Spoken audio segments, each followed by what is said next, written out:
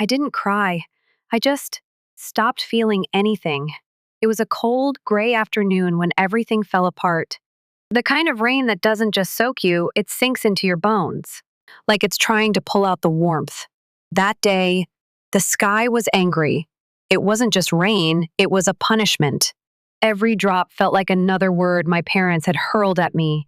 You are a disgrace, my dad shouted, his face flushed, almost purple with rage. I can still see him standing there, hand trembling as he pointed at me, as though I were a piece of dirt he could just shake off. But my mother, she didn't shout. She didn't even look up. She stood behind the door, staring at me with those cold eyes of hers so cold they felt like steel. And then she spoke. Her voice so calm it could freeze you in place. I don't have a daughter who chooses programming over business. I remember the sting of her words. The world around me seemed to blur. Everything went quiet except for the pounding of my own heartbeat, like a drum echoing in my head. I could feel the weight of the old canvas bag in my hand, sagging under the rain, dragging me down. I zipped up my jacket, trying to block out the chill from both the rain and the words. But I didn't cry. For the first time, I felt relief. My name is Amanda, and this is the story of the day I got kicked out of my home. Only, in that moment, I didn't feel like a victim. I didn't feel helpless. For the first time, I felt free. I was 18, freshly graduated from high school, my hair still damp from the ceremony, and yet, somehow, I was already standing in front of the iron gates of the mansion that had been my prison for years. The rain came down in sheets, but it didn't matter. I was soaked to the bone, aching from words I would never be able to erase. But I didn't regret it. For 18 years, I had played the role they had written for me, the perfect heir to Caldwell Ventures. My father's pride, business administration at Stanford, internships during the summers. And in 3 years, I'd be sitting on the board of directors, right where they planned for me to be. But I couldn't breathe in that life anymore. It suffocated me. I loved computers. Not the kind of shallow obsession with social media my mom would mock me for, but a deep, genuine passion for the code, the systems that ran silently in the background of every app. I wanted to build, create, solve problems. I wanted to be a software engineer. I wanted to make things that could help people. So I applied to Illinois Institute of Technology, not because it was prestigious, but because it had the machine learning program I craved. I did everything on my own, wrote the application, applied for scholarships, and when I got that acceptance letter, I was overwhelmed with joy. Until the dinner table. I placed the letter on the table, all hopeful and trembling.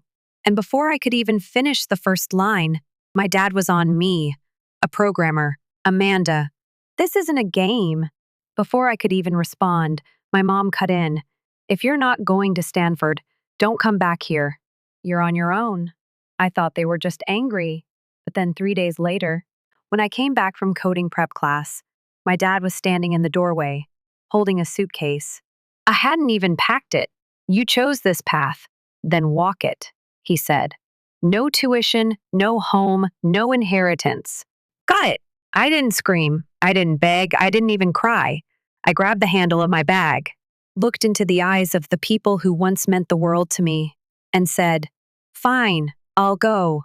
I thought they'd beg me to stay. I thought they'd come running after me. But they didn't. I left. The rain beat against me as I crossed the threshold. The sound of the gate closing behind me was the sound of everything I'd known disappearing. I thought my chest would break with every step, but it didn't.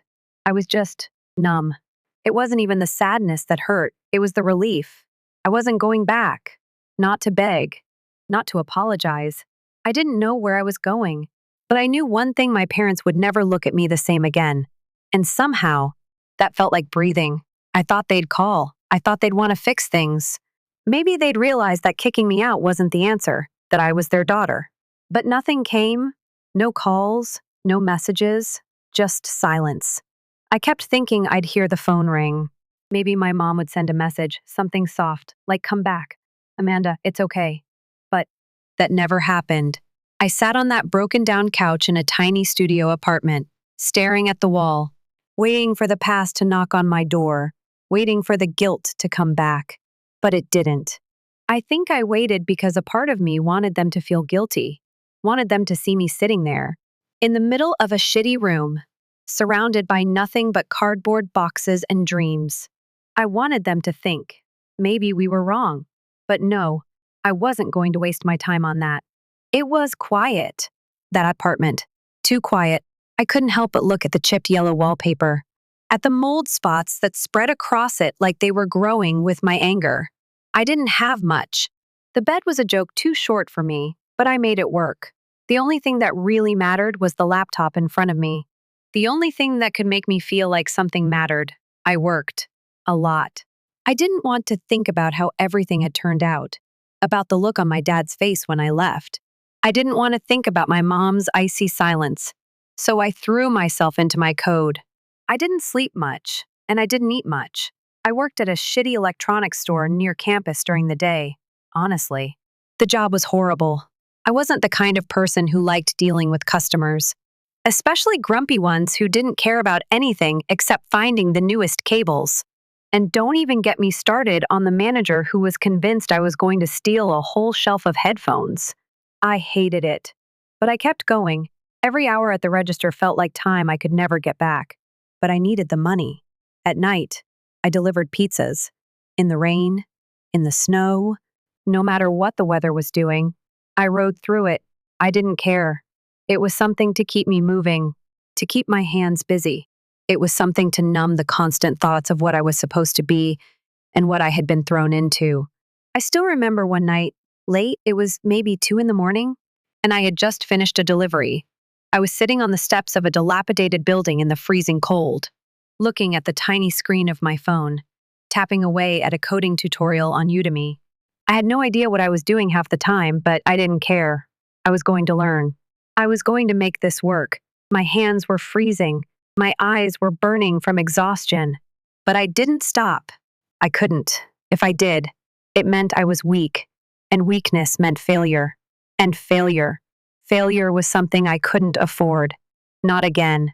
6 months later, it happened. I had just finished coding a simple app ugly as hell, but it worked. It was a study tracker, something for students to log their time, track habits, and get reminders. It looked like something from the early 2000s, but I didn't care. I didn't think anyone would even notice it. I posted it on a student forum just to see if anyone would try it. And then, 3 days later, my phone rang. An email notification. Over 1.20 downloads. I stared at the screen in disbelief. I read the email from Garrett Thomas, CTO of SparkForge, like 100 times before I even believed it was real. He wanted to meet with me. I thought it was a joke, some cruel prank, but it wasn't. Garrett was real. SparkForge was real.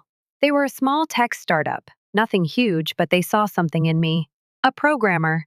A girl with nothing but a broken-down laptop and an idea. I cleaned myself up, borrowed a shirt from Rachel, my former classmate, who had let me crash at her place, and showed up at SparkForge's office. The office wasn't fancy. It was in a warehouse on the west side of the city, gritty, full of energy, but nothing glamorous. Garrett was younger than I thought. He wore a hoodie, like a normal person, and didn't care about first impressions. He asked me one question: "Can you show me how you handled user data without using external libraries?" I froze. I didn't know if I was being tested or if I was being made fun of, but I opened up my laptop and walked him through it: flawed code, wonky solutions.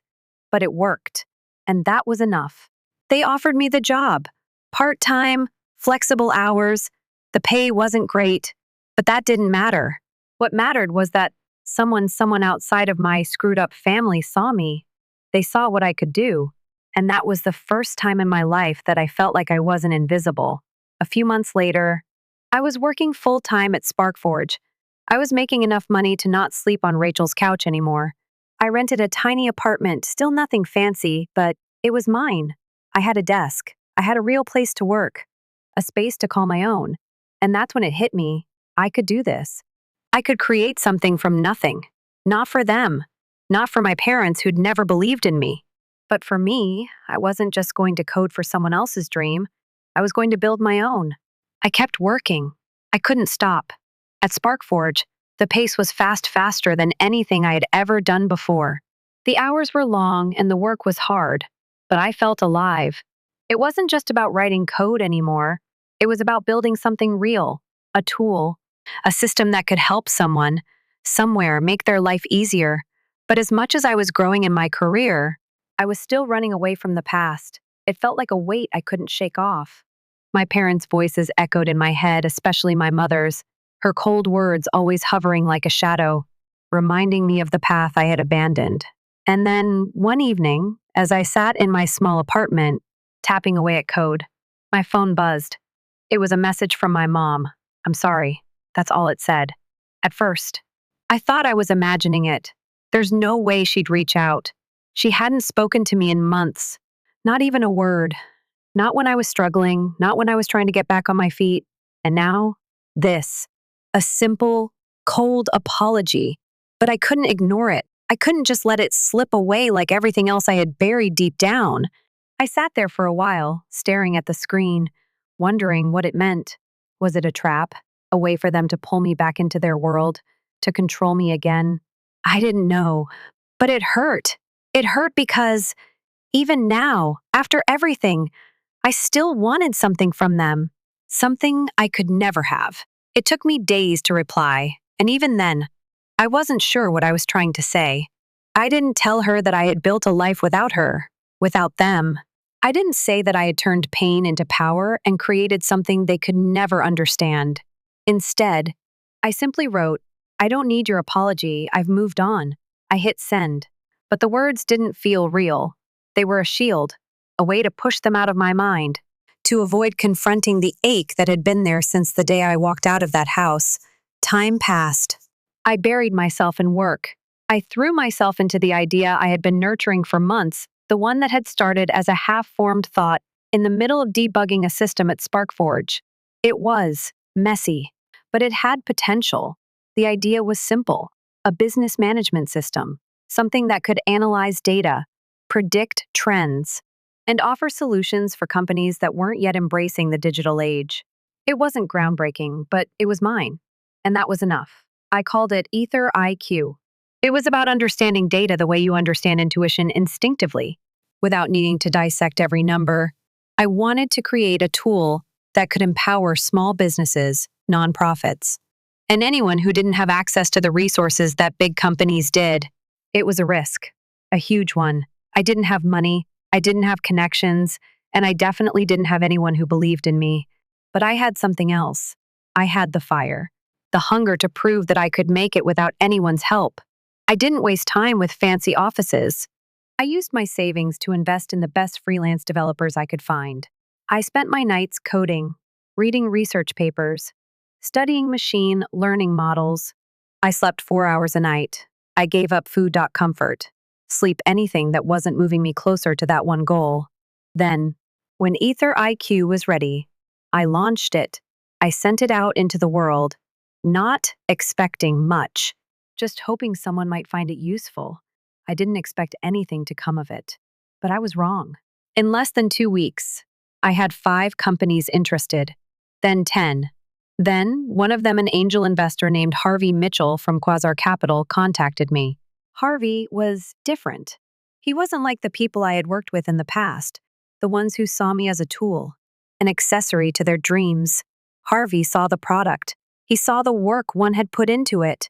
And when he asked me, "If I gave you $1 million, what would you do with it?" I didn't hesitate. "Hire the best AI team in Chicago," I told him. "Set up a dedicated testing center." It wasn't about the money for me. It was about proving that I could build something that would change the world. Not the way my dad had. Not by pushing others down, but by lifting them up. Harvey signed the deal that day. Within months, my company, Ether IQ, had rebranded to Neural Wave Systems. It wasn't just a tech startup anymore, it was becoming something real. A business that could not only survive, but thrive. And it wasn't because I had money or connections or any of the things my parents had promised me. It was because I had fought for it, with everything I had. But success doesn't come without its complications. Just when things were going better than I could have ever imagined, I got a call from Ethan, an old friend from SparkForge, the one guy who saw something in me when nobody else did. I need to talk to you, he said. It's about Caldwell Ventures. When I heard that name, I froze. The name I'd buried. The name I'd sworn I'd never hear again. Caldwell Ventures was collapsing. My father's company. The one I had been born to inherit.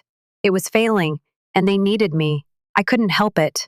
I felt something that had been locked away for so long, deep inside me. Something that wasn't anger or bitterness, but something that felt more like satisfaction. They needed me. After everything they had done to me, they were asking for my help. But this time, it wasn't about me. It wasn't about my parents. It was about the company they had ruined. And I would be damned if I let it fall without doing something. I looked at the numbers, at the financial reports. Caldwell Ventures was sinking fast. I wasn't going to let it happen. Not on my watch. I turned to Ethan and said, "We need to buy it." When I told Ethan we needed to buy Caldwell Ventures, he didn't blink. Maybe that's why I liked him so much. He didn't waste time on the details that didn't matter. He just nodded, like he understood exactly what I was talking about. And he did. He knew that this wasn't just about buying a company. This was about reclaiming something.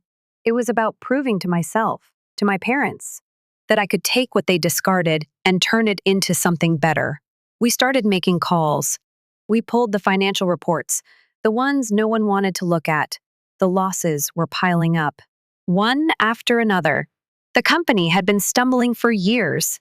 Outdated contracts, outdated equipment, and most damning of all, no real investment in technology. They were still faxing orders in a world that had long since moved on. But I didn't care. They were a sinking ship, and I had a lifeboat ready. I told Ethan to put together a proposal, something solid, something that would make them realize they had no choice but to sell. We'd offer them a lifeline, but we wouldn't do it out of charity. I wasn't there to save them. I was there to take what was left and rebuild it, like I had rebuilt myself.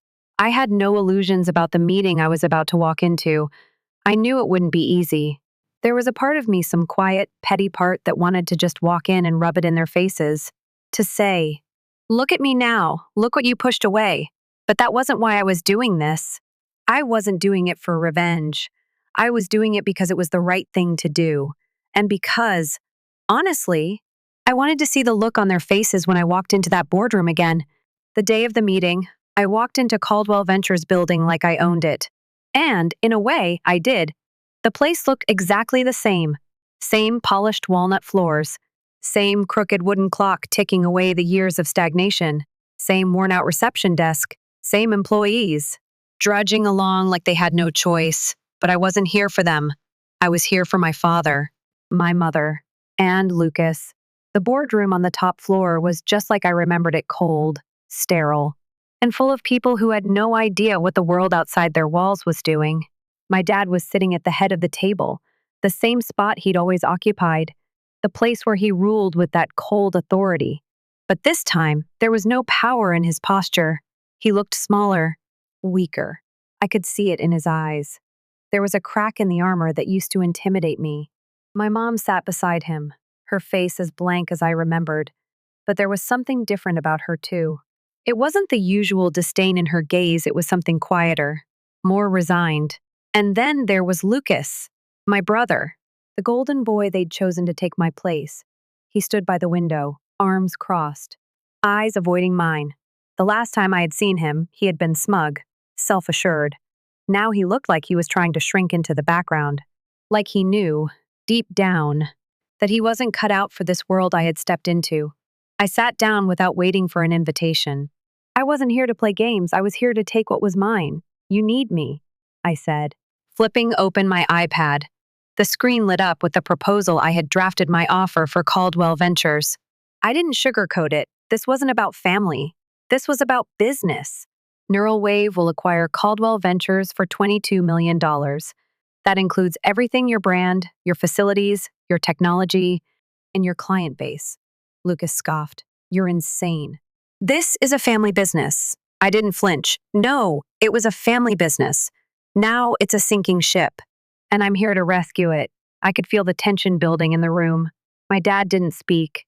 He just sat there, hands folded in front of him, like he was trying to figure out if he should be proud or scared of what I had become.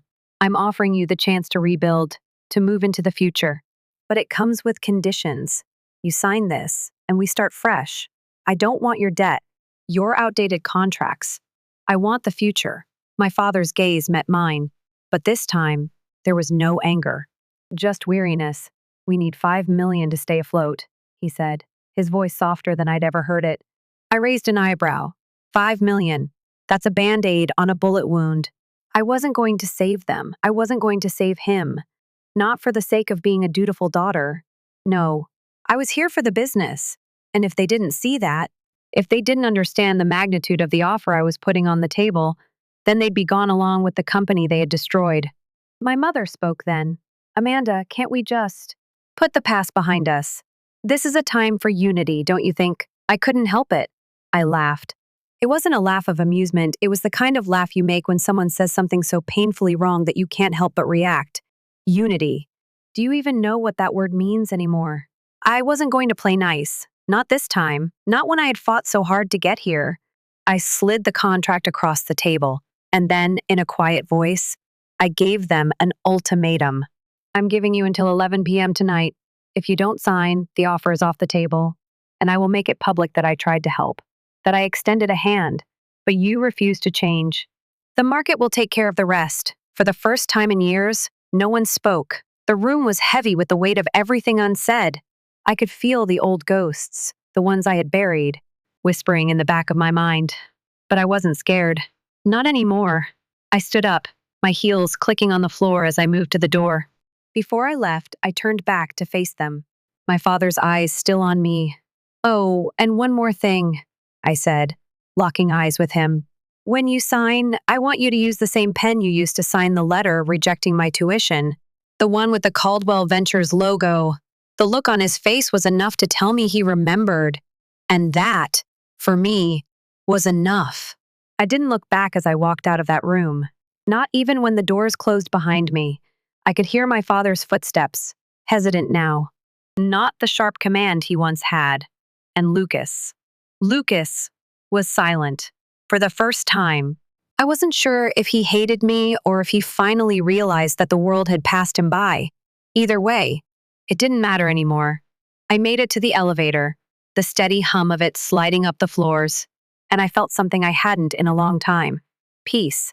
Not because I had won, though I had, but because I had no more ghosts to chase. No more lies to tell myself. I didn't need their approval. I didn't need their love. What I needed was my own strength.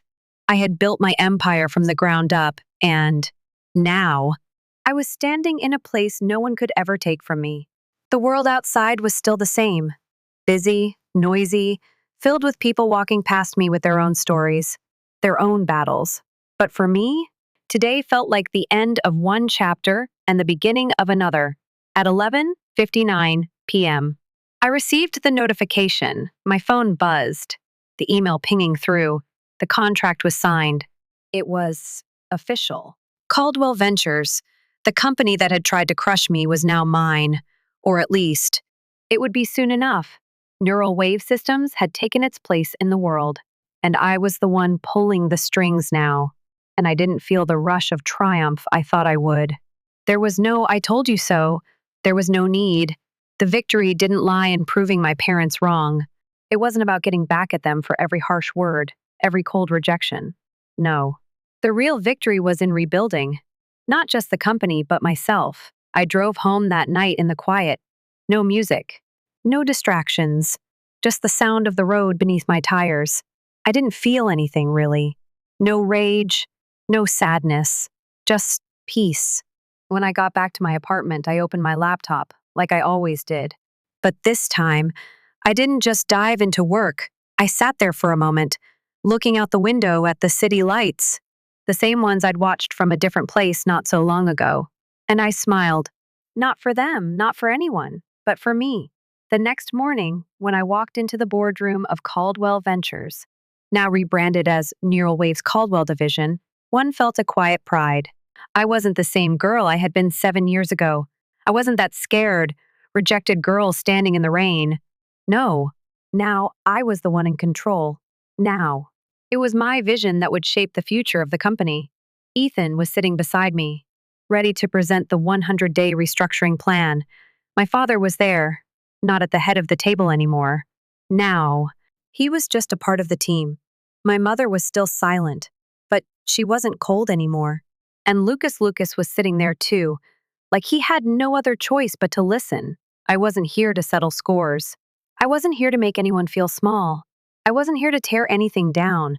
I was here to build, to rebuild everything they had thrown away, to show them what it meant to truly start over. I turned to Lucas and said, "You'll sit with the data engineering team. Learn how to analyze customer behavior. This isn't about being better. This is about doing the work." For the first time in years, he didn't argue. He just nodded. I could see the tension in his shoulders, but there was no anger in his eyes anymore. Only uncertainty. I turned to my father next. He sat there, looking at me, and for once, I didn't see him as the man who had abandoned me. I saw him as someone who was finally facing the consequences of his choices. "You've got 6 months to help us transition," I said, my voice steady. "After that, your role will be advisory. No interference. This isn't the pencil and ledger era anymore. If you can't keep up, I'll terminate the contract early." He looked at me. No anger, no pride, just resignation. "I understand," he said.